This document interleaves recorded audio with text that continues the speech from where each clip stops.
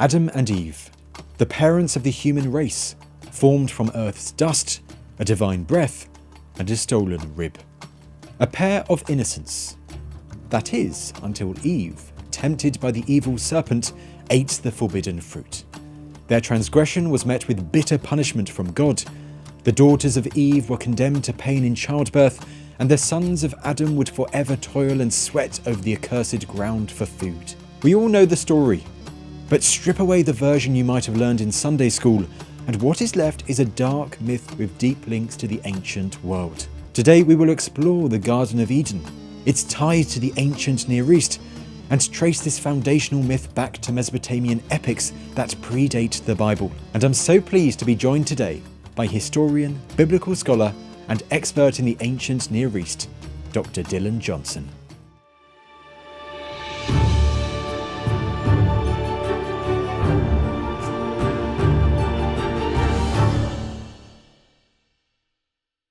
Dylan, always a pleasure. Great to have you back on the show. Great to be back. Thanks for inviting me. So what have we done now? We've done Ark of the Covenant, Moses, Sodom and Gomorrah, and the Ten Commandments. Yeah.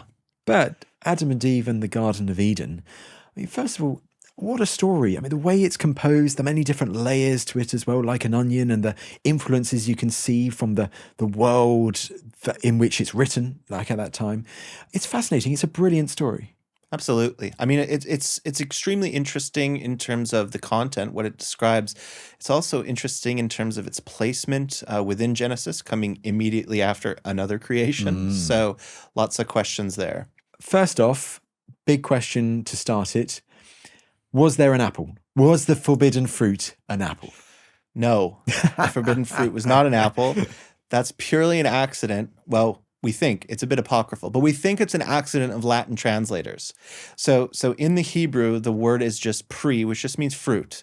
And if we know much about horticulture, historical horticulture in southern Levant, in the Middle East, not many apple trees. But in Latin, there's a funny coincidence that the word for evil, which becomes pretty important, malum, is also the word for apple, malum. So by Eve eating the malum, she invites evil into this world. So we think that maybe that's kind of a folk tradition, why we think of the fruit as an apple, but we don't actually know for sure. So it's a textual error almost, or a misinterpretation that's happened somewhere along the line. Yep. Evil for apple. Yeah, something like that, or a play on words that it worked for both. Well, I'm glad we sorted that straight away, and we will certainly return to the story of the fruit and many different themes within the story of Adam and Eve. But let's get the background out of the way first and foremost. Where in the book of Genesis and where in the Old Testament is the story of Adam and Eve set, and the Garden of Eden? Where is it? So if we think of biblical writing as centered in and around this place in the southeastern corner of the Mediterranean, what would become Israel and Judah, then it's east. It's east of there. East, how far east? It doesn't really give us a very clear indication because, again, this is a fairly mythological place. Mesopotamia, perhaps further east, perhaps nowhere, perhaps is part of that mythical geography that in some ways is connected to real places, but always a little bit further, kind of a Shangri-La. Not quite sure where it is exactly, but it is fairly clear that from the biblical mindset, it's somewhere in the east, which means it's old in certain respects because of the antiquity of those cultures that are further east. And that's where Abraham is as well, isn't it? And like Ur, and that's area of southern Mesopotamia. So it all kind of links to that geographic part of the world. Yeah, exactly. Yeah, just this place across the Great Desert, the Great Syrian Desert, just the other side of the Fertile Crescent, really. And also, in regards to the book of Genesis, you mentioned it right at the beginning, but whereabouts in the book of Genesis is this story placed? So second chapter. So the first chapter, in the beginning, we have the first creation story. So this might shock some viewers, listeners. There are two creation stories. The first one being a fairly unilateral act of God who creates man and woman in his own image. And then chapter 2 talks about another creation, which is Adam and Eve. And we'll probably have to qualify Adam, whether that's a name or not. Well, we absolutely will. I mean, another big question, though, is that's where it is in the book. Right. But do we have any idea when this story is composed? Because once again, always get this idea sometimes that the first chapters of the Bible are the oldest in the Right. Bible. But what is actually the story behind this? When do we think this story of Adam and Eve is actually created and written down? So as always with biblical texts, we're not sure. We have some good evidence to think it's older than chapter 1. So chapter 1 looks very heavily influenced from the experiences of Judahites, so biblical writers in exile, which means 5th century. Yes. So it looks probably older than that, but we can't be sure. And there are people who think, no, it's also exilic. I myself think it's probably pre-exilic, that it dates to a time when kings were still around, which puts us in the usual time frame that I give for a lot of dates of biblical texts, sometime between the 9th and 6th century, somewhere in there. So the early first millennium BC is Yeah, what we're thinking. somewhere in there, probably even more towards the mid, if anything. And in regards to timescale, how far back they're looking when they're writing down this story, I mean, traditionally, how far back in time is the story of Adam and Eve set? So this is truly in mythological time. This is what we call antediluvian time, before the flood, and this is really important because this is an idea of chronology that's not just unique to biblical writers. We also find it in Mesopotamia in things like the Sumerian king list, where before this global flood, the world was different. People lived longer, exceptionally long lives. People had more direct contact with the gods. It was a different world before the flood. So in the mindset of the biblical writers, this is really kind of the timeless, what we call the primeval history, when God was still actively creating and then ultimately destroying when it comes to the flood. So outside real history, in essence. And also for context, so the flood story in the book of Genesis, how much further along in the book is the flood story? It's just a couple chapters later. Okay. Yeah. So we have Cain and Abel immediately after the Eden narrative, and then we get into the flood story fairly shortly after that. Well, let's explore the Adam and Eve story now. So it comes right after that first creation story of the 7 days and God resting on the 7th day, having created the heavens and the earth. And so how does it then go to the narrative of Adam and Eve in the Garden of Eden? So it more or less just pretends like the first chapter hasn't occurred. Because at a certain point in verse 4, we have this kind of summation of, all right, God has finished creating, including creating man and woman. They now exist. And when we pick up in verse 4, the narrative acts like man and women have not been created. So Nice. they don't even try to connect it to the preceding text, because ultimately it's a completely independent account of creation. Now, unlike chapter 1, which really focuses on the creation of the cosmos, the sun and the moon and everything in between, this is more focused on living beings, including humanity, but also animals and things like that. So it's a completely separate creation story.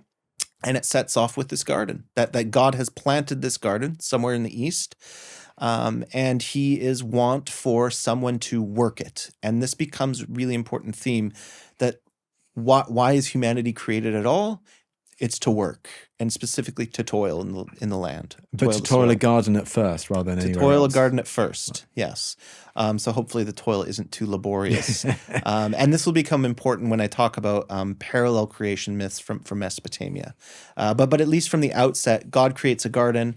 There's no bushes in the field. And what's really interesting is there's no rain. So there's no precipitation at this point.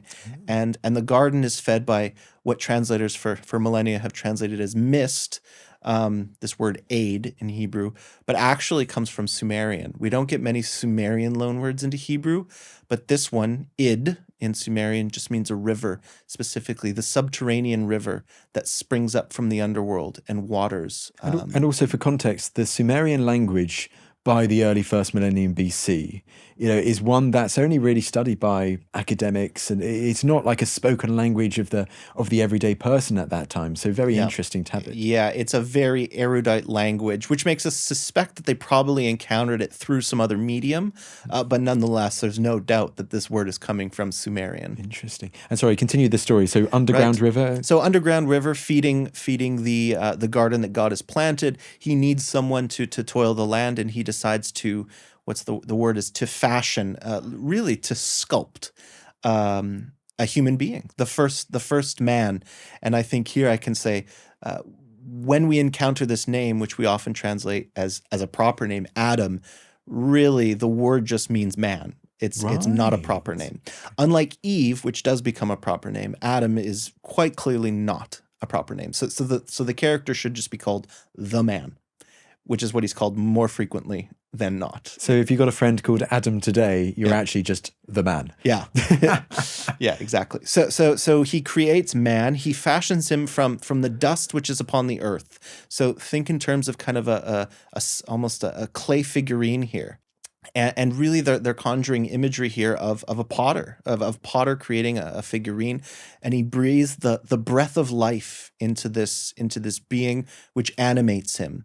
And this is already steeped in Near Eastern traditions, thinking specifically about the formation of cultic statues, ritual ceremonies like the opening of the mouth and the watching of the mouth ceremony, where these sculpted objects are given vitality, usually in the form of divine inhabitants through these ceremonies. So God is kind of channeling that in the creation of humanity here. And we'll get many parallels to this in Mesopotamian myths, which we can go on to later. But that's the creation of the man. And the man, unlike in the first chapter, starts to partake in creation. He starts to name things, and naming becomes a really important part of creation, because once you give a name to something, then it springs into existence in both chapter 1 and chapter 2 here. But he's lonely. So God decides to give him, and the word here is a helper, an ezer. And so it's decided that from the rib of man, he will create a companion for him. And this is, of course, the first woman. So the woman is created from his rib. So from a component of this being that is partially made from the earth, but also containing at least some part of the divine essence in him. Woman is created secondarily. And this is very interesting because in Genesis 1, man and woman are created at the same time, and both are created in the image of God. Whereas here, and this is interested feminist interpreters, the woman seems to be derivative, secondary to the creation of man. So you can imagine how that's been taken in different directions. So Adam and Eve have been created at this time, and the garden's already there. Right. So what's the next key part of the story? So the key part of the story is the introduction of 2 trees. The first tree is what's known as the tree of the knowledge of good and evil. And the second tree is known as the tree of life, to be revealed very shortly. That is really the tree of eternal life. We also get a fairly enigmatic reference to a river, and a river that springs up. This is not the aid that had fed the garden before. Not the underground river. Not the underground river, a different river, a nahar, so a different word, a river that then splits into 4. And we don't exactly know the precise significance of it, but we have some good guesses. So the river splits into 4, some of which we know and some of which we don't know. So it mentions that this river of the garden becomes the Tigris, it becomes the Euphrates, it becomes the Gihon, which is actually a tiny little stream in Jerusalem. There's the Gihon Spring, The Gihon Spring that runs right along and actually under part of the Temple Mount. And then something called the Pishon, which we don't really understand. It's associated with Cush, so people think, well, the Nile. The Nile, yeah. Yes, but we have the word Nile in Hebrew, so if they wanted to say Nile, they could have said Nile. The number 4 could be significant. This is typically the way that you understand the entirety of the world is the 4 quarters. And so Tigris, Euphrates would be Assyria, Babylon. Gihon connects it to Jerusalem and the temple, and then that just leaves Pishon without a clear reference. But I think what the text is getting at there is saying that the garden it's the wellspring of the whole world, that all the important points of the world are connected to it. So is it going down a false trail trying to say, well, maybe it's the Oxus or maybe it's the Indus or something like that? Actually, it might not actually be linked to an actual river. It might not be, and if it is, but usually mythic geography and real geography are connected, and the fact that the other 3 are known leads me to think that the writers knew where this would have been. It's like the cedar forest of Gilgamesh. It's at once mythical, but it's also a real place. It's Lebanon area. It's Lebanon area. So I think to the biblical writers, they would have known the association. But the point is, It's a way to describe the totality of the known world, which is all connected together by this original source that is the garden. So I think that's the important point. So we have these rivers, we have these two trees, and we have paradise. Essentially, this garden is idyllic. The trees bear fruit, and this is how humanity survives. And the man and the woman are more or less presented as purely innocent. They're almost childlike in their outlook. They're instructed to eat of all the trees, but never these two, specifically the tree of knowledge of good and evil. And more or less, everything's going fine. They are tending the garden. They are fulfilling the purpose for which they were created, which is to work. And things are fine until something arrives, what's known as arum in Hebrew, which we translate as a snake. And a snake shows up, and this snake entices the woman. And this is where we'll get into this idea of the original sin. The snake explains to the woman, is it true that God said to you, do not eat from this tree of knowledge of good and evil, or else you will surely die, which is explicitly what God had told the woman. And the woman says yes. And the snake explains, that's not true. If you eat from the tree of knowledge of good and evil, you will not die. So saying the exact inverse of what God said. Surely you will not die. So for centuries, scholars, theologians have interpreted this snake as nothing less than Satan, the first instance of Satan in a serpentine form, enticing humanity to sin. And the idea here is that what the snake is saying is a lie. The snake is lying, and God was telling the truth. He's deceiving. He's deceiving them. He's leading them down a dangerous path. And ultimately, the woman believes the snake. She eats from the tree of knowledge of good and evil. And the quotation is that their eyes were opened and they realized that they were naked. And this is very clearly a play on words here, because the word for nakedness is arumim, and the word for snake is arum. So the snake and nakedness are playing off of each other at a grammatical, linguistic level there. So they realize that they're naked. They create loincloths out of the trees of the leaves of the trees of the garden. And we get this scene, it's very unique in the way that God is depicted. God is said to have been walking around the garden in the cool breeze. So he's very anthropomorphic here, right? Again, we're in antediluvian times when God and humanity interacted in different ways. And so we get this very human exchange between Eve, Adam, or I should say the man, and God. And God says, well, why are you wearing clothes? Only to realize that, of course, they've eaten from this tree of the knowledge of good and evil. And what the tree gives them, or what the fruit gives them, which is not an apple, what the fruit gives them is essentially consciousness. They're aware of themselves, and they're aware of exactly that they become aware of shame. They become aware of humility, whatever you want to describe why they clothe themselves. But it's consciousness, essentially. And this is the running theme throughout the whole story. Wisdom, knowledge, awareness. This is what the fruit of the tree of the knowledge of good and evil gives them, consciousness, which we should note is not necessarily a bad thing, right? We leave that childlike state behind and become sentient beings. And so the story goes on. Of course, humanity is punished for this quote unquote original sin, for eating of the tree of knowledge of good and evil. And we get collectively reciprocal punishments. And it's very poetic, the punishments that we receive. So the snake has to crawl on its belly. It no longer has arms and legs. It must eat the dust. Remember, the dust is out of which man is first created. So that's the snake's punishment. The woman's punishment is childbirth. Childbirth is going to be particularly painful, and to suffer from her husband, who will hold dominion over you. And remember, the woman is created from man, so her punishment is to suffer from man, and then man's punishment is to suffer from the earth from which he springs, so to toil the earth forever. And now he's no longer working in the garden; he must bear the toil of the land. And so all of the characters in the garden receive these punishments, and then we get this very interesting notice at the end that they are driven from Eden lest they reach out their hand, take from the a fruit from the tree of life From and the live other forever. tree, right? From the other tree Yeah. and live forever. And then we get these strange plurals, and become like one of us, like a god.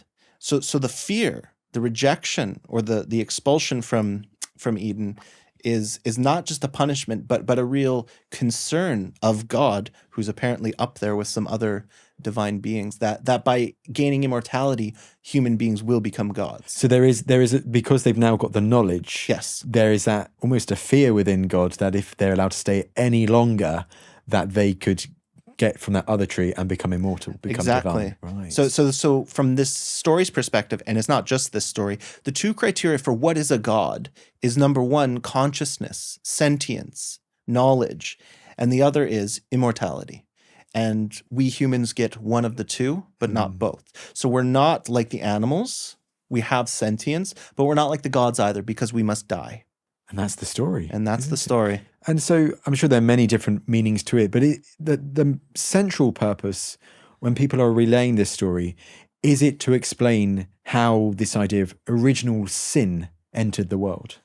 So especially if you're part of the Catholic religious tradition, this has been the dominant interpretation of the garden story, basically since the 3rd century CE. It's not invented, but it's heavily attributed to Augustine of Hippo. So this is a major church father early in the history of Christian thought, and his interpretation of the garden story is exactly this: that before eating of the tree of knowledge of good and evil, humanity was essentially guiltless, sinless, and that by eating of the tree, we all, as descendants of the man and the woman whose name is revealed to be Eve, we all inherit this original sin. So as we are brought into this world, we possess sin, and this is why we have baptisms, and there's various denominational disagreements on exactly whether baptism expunges that original sin, what the influence of Christianity and Jesus had to do with that original sin.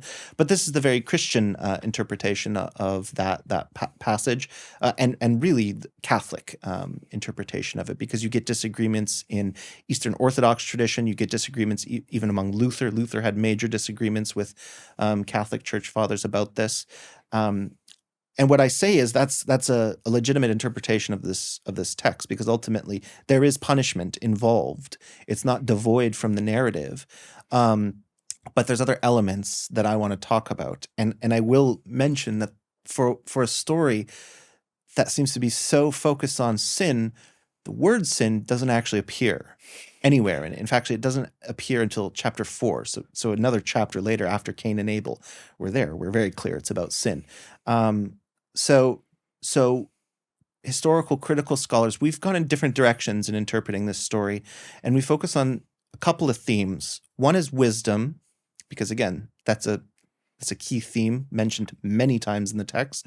The other is life, or eternal life, and the other is the interface, the relationship, and the difference between being human and being divine.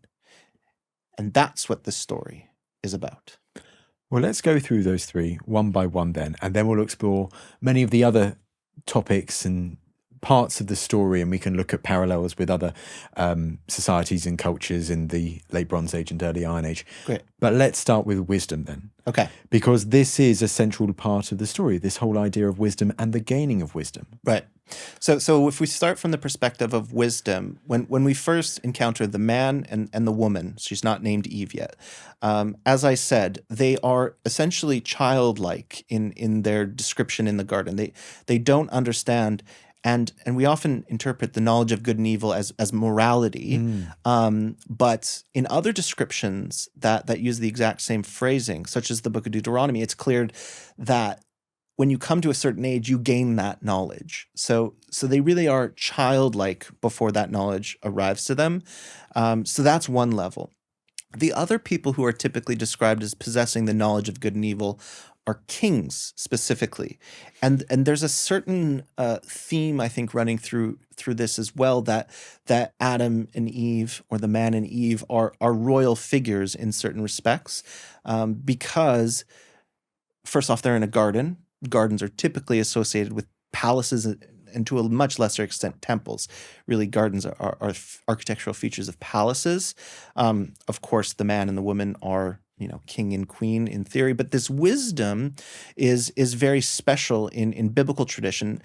Outside of the Eden narrative, it's associated with activities that are normally attributed to kings, such as building, like the temple, and law giving, something very close to my heart.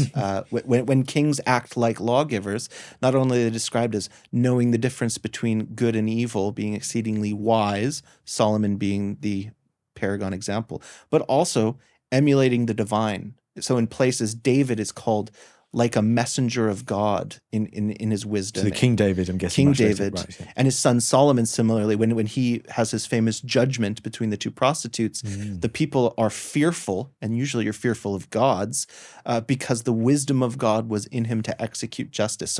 So these wisdom themes that are bound up in a creation story are I think, almost certainly drawing on royal ideology. But it's been democratized in this story. No longer is this about kings being exceedingly wise. This is the fundamental feature of being human. And how does it align with Mesopotamian literature at the time, and in particular the thing called wisdom literature? It's connected, but not in the ways that wisdom literature has traditionally been treated. So wisdom literature actually would not include creation stories for the most part. Wisdom literature is something more akin to proverbial axioms, fables, ways of teaching people moral right from wrong without prescribing, legalistic language to them. So the way that we define the genre, which I think is a bit problematic, actually excludes these kinds of texts in certain respects. But they talk a lot about wisdom, which ironically doesn't make them wisdom literature, at least in the traditional definition of those categories. What it is, beyond a shadow of a doubt, is cosmologies, cosmogonies, stories of creation. And we kind of set those into a category unto themselves. And not all creation stories deal with wisdom. I think that's actually a fairly unique feature of this particular creation story. But the themes and ideas, these genres are not, completely siloed. There's a lot of overlap. And so from my perspective, the wisdom theme has more to do with the concept and less to do with kind of a generic category of literature. And so is that one of the overarching themes? And it's the humans gaining wisdom, but being forced out of the Garden of Eden, which makes this creation story so unique in that wisdom plays such a big part of it and is one of the main purposes that people now interpret being one of the main messages of this whole story. Yeah, unique, but not without precedent, right, as I'm going to go into. So there's quite a few stories, and I think it's good to open the discussion up to just creation stories in general across the ancient Near East, because ultimately that's what this text is. It's a creation story, and it's a creation story 100% at home in the Near East from its beginning to its end. And it's a story that really, at its core, I think, tries to define the relationship and the difference between humanity and the gods. Plural is intentional there because the biblical text goes plural. And the question that it seeks to answer is, what is the difference? What's the difference between humanity and the gods? And was there ever a chance that humans could be gods? And we actually have plenty of parallels from the ancient Near East. And we can just start from the very beginning with the formation of man. From the dust and the breath of life being breathed into him. We have texts from ancient Mesopotamia dating back to the early second millennium, and even older ones, that talk about the creation of humanity from clay. So in the same kind of idea, a potter fashioning some kind of a ceramic figurine. And there we don't have the breath of life. There we have the killing of a god and using the blood of that slain god to animate the human. This is in the story called Atrahasis. This is a very old creation myth from Babylon, dating probably around 1800 BCE. So it would have been known, retold, incorporated to other creation myths like the Enuma Elish, which is about 1,000 years later. So that story there has so many parallels to what's going on in the Eden narrative. First off, we have 2 generations of gods, one older generation who's in charge, and these other gods who have to toil. They have to do the work. And in fact, the story begins when gods were men. And what did they do? They dug canals because they're Mesopotamians. They dig canals. And the canals they dug, though, are much bigger. And their canals were the river Euphrates and the river Tigris. So just as in the Eden narrative, that this river springs up, however it forms. And they are both named in both examples. They are named as the Euphrates and the Tigris. Yes. And there, it's very explicit that the gods have to do this toil. That it's their responsibility. They get angry. They're about to cause a revolt until this older generation of gods says, well, why don't we just create somebody else to take over the toil? Of course, which is exactly what the man does in the biblical narrative. And so too in the Atrahasis story. They create humanity for the purpose of doing the toil of the gods. Tupshariku in Akkadian. So it's a pretty bleak existence from the perspective of Mesopotamians. What's the purpose of existence? To toil. To work. Kind of true though, isn't it? So there's those similarities, very obvious. The important point there being that all of humanity is created at the same time. We have some essence of the gods within us, blood in the Mesopotamian tradition, breath in the biblical tradition.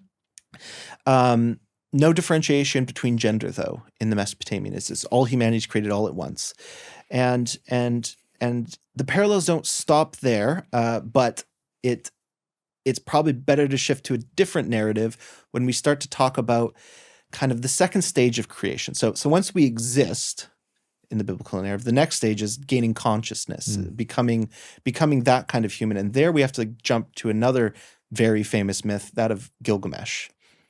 And Gilgamesh, most people wouldn't associate as a creation story of any source, but there is a creation in there. Enkidu. It's the creation of Enkidu, isn't it? Yeah. Yes. And if you remember that story from the Standard Babylonian version, Enkidu is also molded from clay and breath of life. We can kind of steal from the biblical there, but in some way animated. So Enkidu is the wild man companion of Gilgamesh. And he's human, but he's kind of a Cro-Magnon. He's a caveman. He's very hairy. He's animalistic. He doesn't understand society. He doesn't eat food. He doesn't wear clothing. He drinks from the rivers. He's kind of childlike, right? So we're calling this he's kind of a proto-man. And in fact, the way that they describe Enkidu is the same way that they describe the first humans created in Atrahasis, and that's a very purposeful. He's what's called the Lulu Amelu, the primordial man. And in that story, it's through a woman, this time a prostitute named Shamhat, that Enkidu is brought into the world of civilization, and explicitly through the act of sex that he gains consciousness. So in the biblical tradition, we don't have explicit references to sex, but still the woman plays the role of that second stage of evolution of consciousness, to take Enkidu, or the man, from that primordial state to one of consciousness. So again, we have these parallels. And in Adam and Eve, it's the giving of the fruit to the man. Exactly. Right. Yeah, because it's the woman who takes the fruit. And man wouldn't gain consciousness were it not for the woman. So again, we can kind of flip with more feminist interpretations. The view on the fruit is it's not a negative thing, not necessarily, unless you view consciousness as inherently negative. And so again, we have these very clear parallels. Now, I'm not trying to make the case here that these texts were known to biblical authors in a direct way, but these ideas and variations would have been widely disseminated, both in Mesopotamia, in texts that we don't have access to, but also all along the Levantine coast, the eastern coast of the Mediterranean. There would have been versions of these creation stories. And then there's still another one that's really important, and this is the story called Adapa and the South Wind. Not many people will know this story, but what's really important is early versions of this Adapa story basically speak about him as he's this clever exorcist who plays a trick on the gods. But at some point in the Neo-Assyrian period, so really close to when we think the Eden story is being written, his character changes. And his character in the opening lines is described as the exceedingly clever man who attained wisdom but not immortality. And that's the narrative, that's the story of Adapa. And there, he misses out on immortality by not eating food offered to him by the gods, because he doesn't understand what it would give him, which is immortality. So there, exactly as you see in the Eden narrative too, this connection between wisdom is a characteristic shared by the divine and humanity, and it's that immortality, that missing out on immortality, that keeps us distinct. So again, all of these ideas are in circulation. These are why I really think that this text is pre-exilic, because all of the texts I'm talking about are second millennium and continue to be copied into the first. So interesting. But with the Adam and Eve story, it's just the narrative is changed for its own, in its own unique way, but the overarching themes are still there. Exactly. Yeah, I think, and it's not that all the themes map onto one single text. So it's not that we can just say, oh, they read Adapa and the South Wind and then they wrote Genesis. No.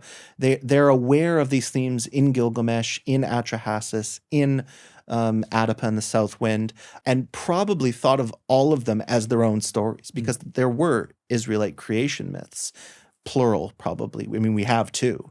So again, I think it's a natural tendency when we see these parallels to assume direct relationships, but just think in terms of more, these are the kinds of themes and knowledges that would have been circulating for centuries in the area. Well, with that knowledge, I always used to think that Adam and Eve, before eating the fruit, that they were therefore initially immortal, like the primordial humans, that they were immortal. But it sounds like that's like the gaining of immortality is linked to another fruit, and with the context of these other stories, is it actually the case that now people believe that in the story of Adam and Eve, how people would have interpreted it, that Adam and Eve were never immortal? This is a matter of considerable debate. and it comes down to the two expressions of God and the snake. Because in the onset of the story, what God tells the man and the woman is that if you take from the tree of the knowledge of good and evil, you will surely die. You will die. Mot yes. tamut in Hebrew, which is actually the way that you express the death sentence in biblical legal texts. Usually in the third person, he will surely be killed or he will surely die. But this affirmative, you will surely die. And then, of course, as I mentioned earlier, what the snake says is, no, if you eat from the tree of the knowledge of good and evil, you will surely not die. Now, they can't both be telling the truth, except they are. And I think, and this is still a matter of debate, and I think it has to do with timing.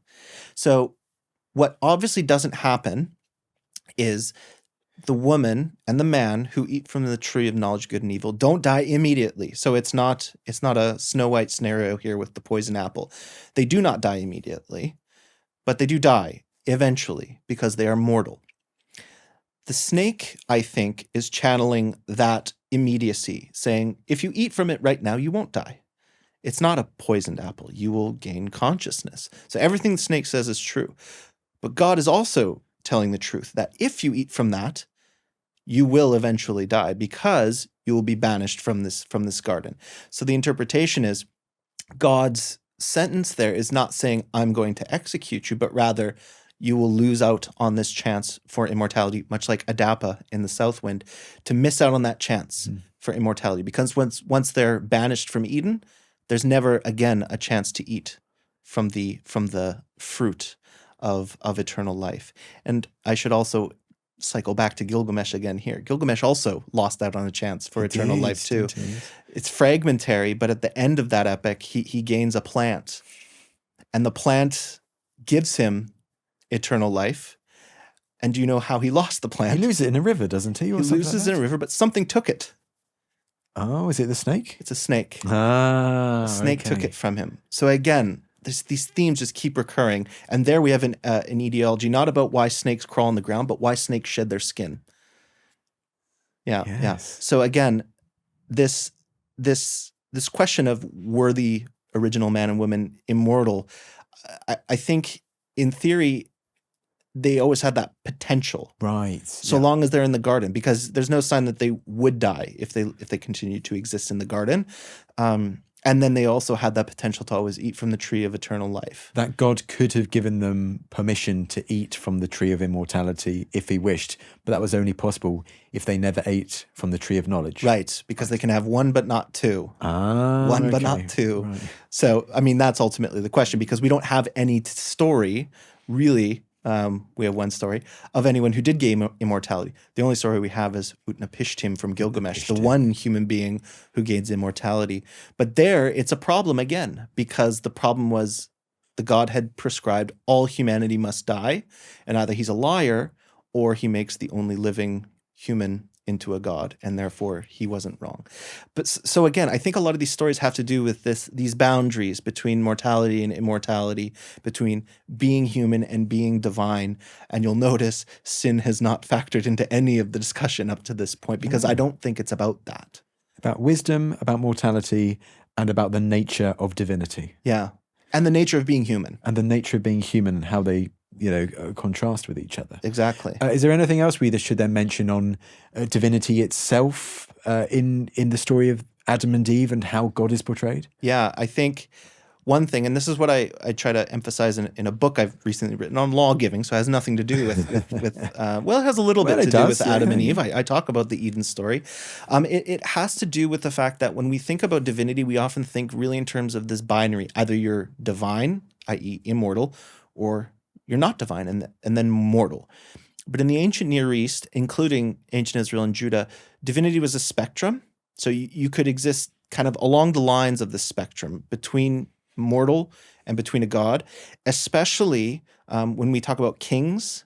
Kings, we have actually several creation stories from Mesopotamia where humanity is created to toil, to dig the canals. Kings are created separately. So in certain respects, they're not gods because the gods create them, but they're not human beings. And usually they're created either to provision the temples or to render justice. That's what my book was about, rendering justice. So not only is divinity more of a spectrum, it also can be somewhat ephemeral. You can move in and out of divinity. And this is what I think of when I look at a little bit broader at other discussions about the Eden story we have in Ezekiel 28, one of this very important text that actually describes in great detail the garden, really one of the most vibrant discussions of the garden outside of Genesis 2 and 3.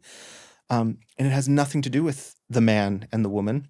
It has to do with the king of Tyre. And the king of Tyre, who haughtily claims wisdom, again, wisdom, being a fundamentally divine act. And there the text is explicitly clear that this king is claiming wisdom and simultaneously claiming to be a god. Right. And the author of this prophetic text is trying to disabuse him of this view. You are not a god, you are mortal, you will die.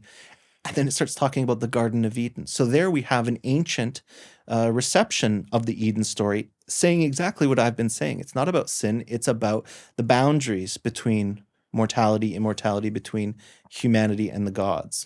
How do you think this would then align with figures like Moses, the big prophets, who also then seem to be a bit more special in the fact that they are communicating with God and almost have a divine element to them? Yeah, I think among all of the figures that are discussed in the Bible, Moses comes the closest to being attributed with certain divine features. David and Solomon also pretty close, but Moses is especially important because, number one, he's the only individual said to have seen God face to face. No other human being was able to do that.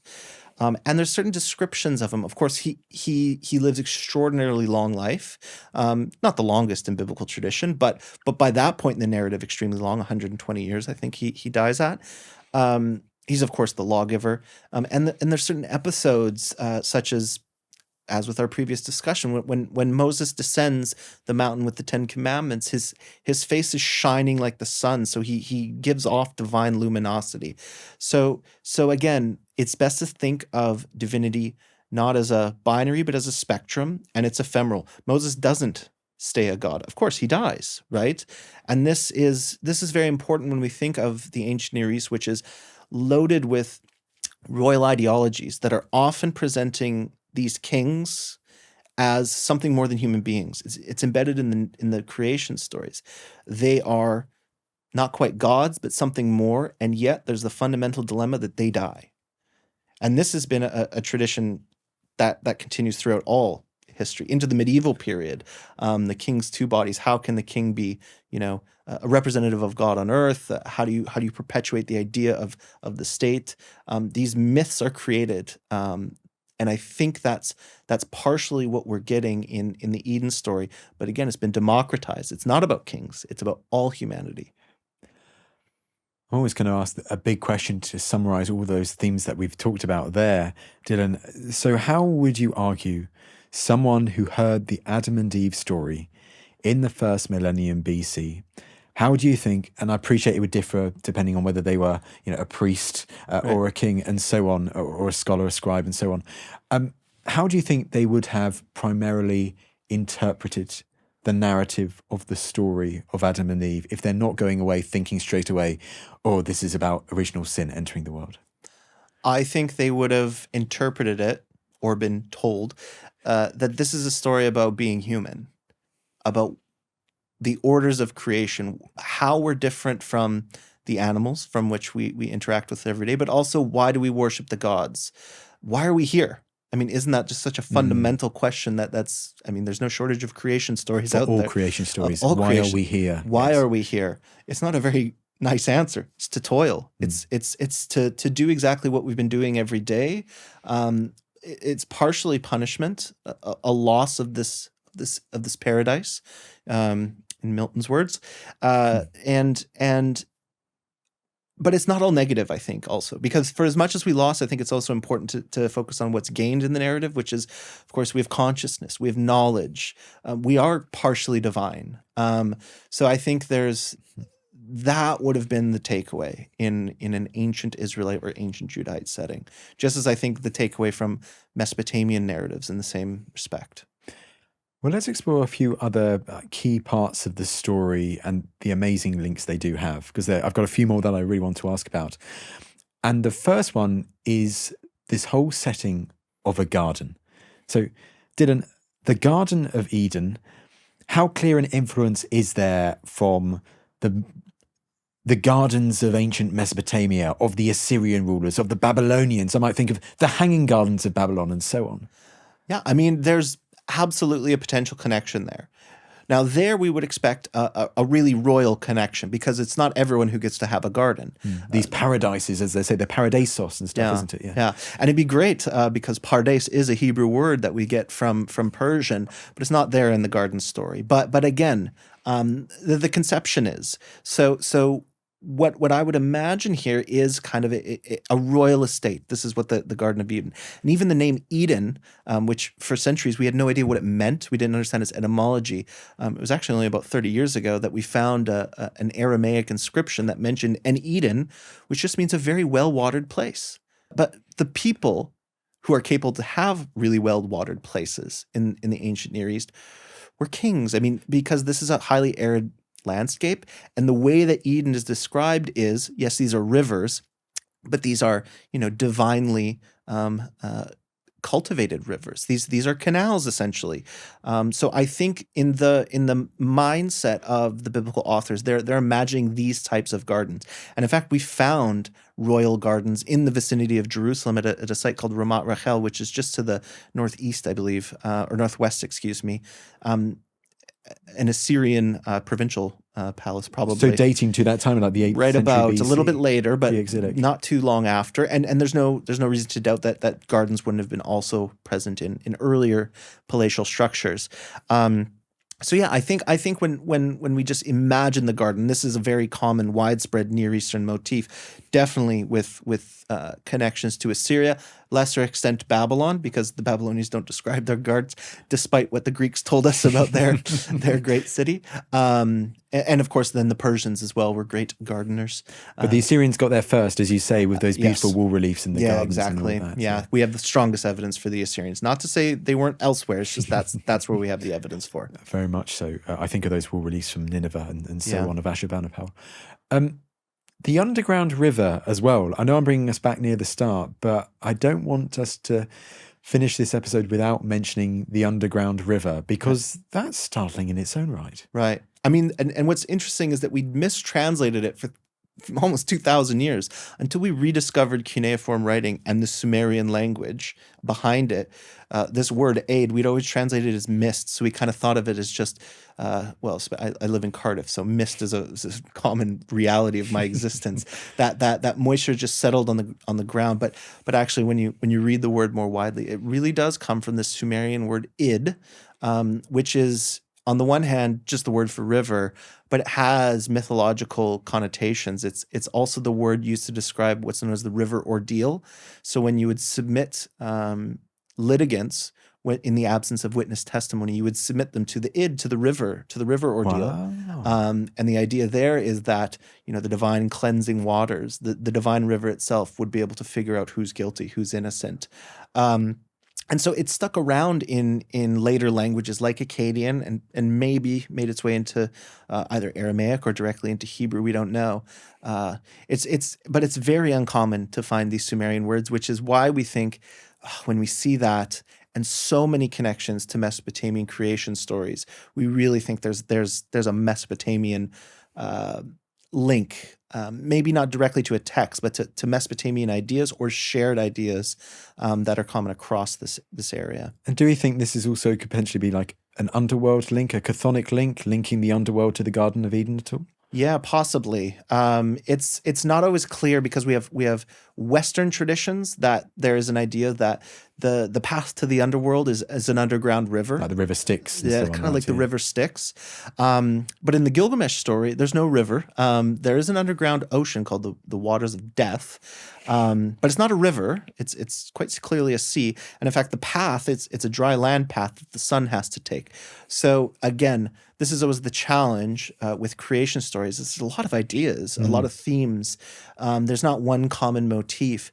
But I think it's fairly clear to me the way that it's described is this is some kind of subterranean water, probably connected to the underworld in certain respects, which again, we connect it to judgment in certain respects because we know that judgment occurs in the underworld too. Book of the Dead and so on, which actually is nice. I'm glad I said that. To also ask about influences from ancient Egypt with the story of Adam and Eve, because you've already mentioned earlier, like the story of the snake linked to snatching the plant of eternal life from Gilgamesh. Right. So a clear Mesopotamian link there. But when I think of snakes, I also think of like them as a divine symbol of like pharaonic Egypt and the pharaohs. So could there be a link, a clear Egyptian link in the story of Adam and Eve? Yeah, I think. Well, I mean, it's possible. I know much less about the Egyptian creation stories than about the Mesopotamian and biblical ones, and there they do have distinctive traditions that look dissimilar. The symbol, the uri symbol that adorns the Egyptian crown of pharaohs since time immemorial, very distant history, definitely could conjure up some kind of connection because we have so many royal connections already in the narrative. But remember, we also have this idea of the snake as this very strange and unique creature. I think most importantly because it does shed its skin. It's kind of it rejuvenates itself, and then those connections to life and rejuvenation. I mean, the possibilities are aplenty. And if we go back to the fruit, I asked you right at the beginning to dismantle the apple idea. Right. But of course, I didn't ask, are there any theories as to what the fruit could have been if it wasn't an apple? Yeah, I mean, I think there's plenty of theories. The best ones are based on what kind of trees grow in this part of the world. And we have date palms. And the possible ones again, that's Mesopotamia, we're thinking in the east. Just think the Fertile Crescent. The Fertile Crescent, anything. Apple trees tend to be more conducive to cooler climates and more rain-fed climates as well. So if we look at the arboreal repertoire of the southern Levant, I think we find olive trees, date trees, fig trees is a good option, I think. The fig. Yeah. But again, the forbidden fig. The forbidden fig, exactly. And figs are delicious, so I could also see that'd probably be my choice, a fig. I had to ask that. We've covered so many themes from the story of Adam and Eve, but are there any other particular mentions, parts of the story that have clear links to Mesopotamia or other places in the early first millennium BC that we haven't covered yet? I think we've covered the main points. I mean, the only other connection that really gets established is Eden as a stand-in for the temple. Okay. Because Nice. in Ezekiel, the author of Ezekiel starts to make very explicit connections between the temple being another Eden, and there the rivers that we talked about earlier, not the underground river, the one that splits into four, is more explicitly identified as flowing out of the temple.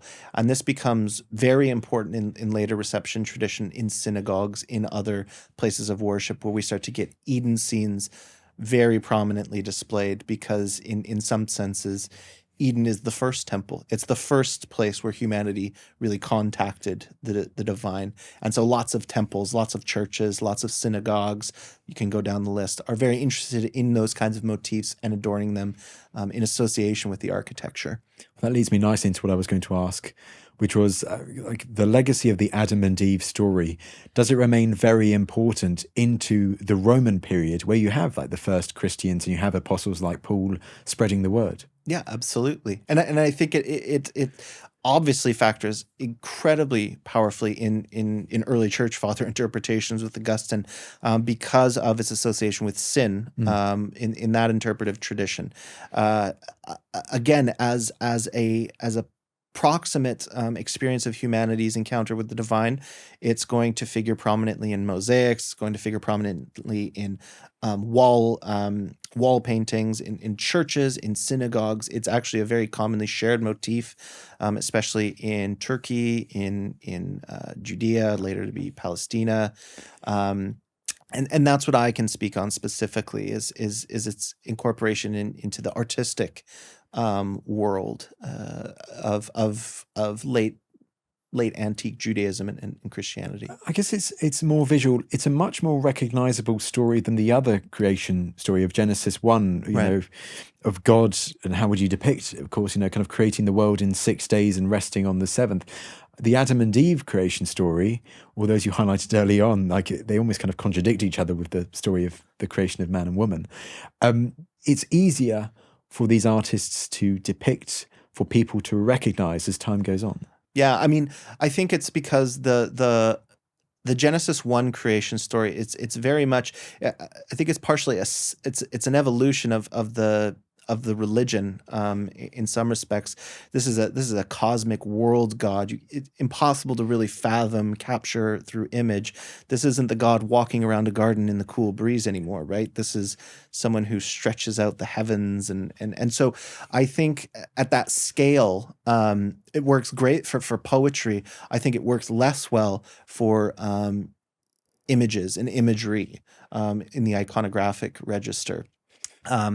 And so again, there's obviously ways to do it, but the imagery is so much more vivid, I think, in the Eden story, which is why it's really stood the test of time in the artistic repertoire of not just the West, but really globally. And also the Garden of Eden and its meaning today, for any beautiful place that you enter. Yeah. The Eden Project in Britain today, right. Kind of for the plants and everything that's there. It's a phrase that has endured down to the present day, like Sodom and Gomorrah, which we've done in the past to symbolize like destruction. It's one that if someone mentions, oh, this is a Garden of Eden, you know exactly what they're talking about. Right, exactly.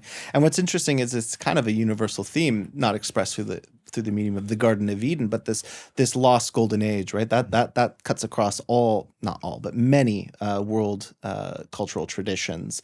This idea that at one point in our past everything was great, and if we could only just get back there, then everything would be fine again.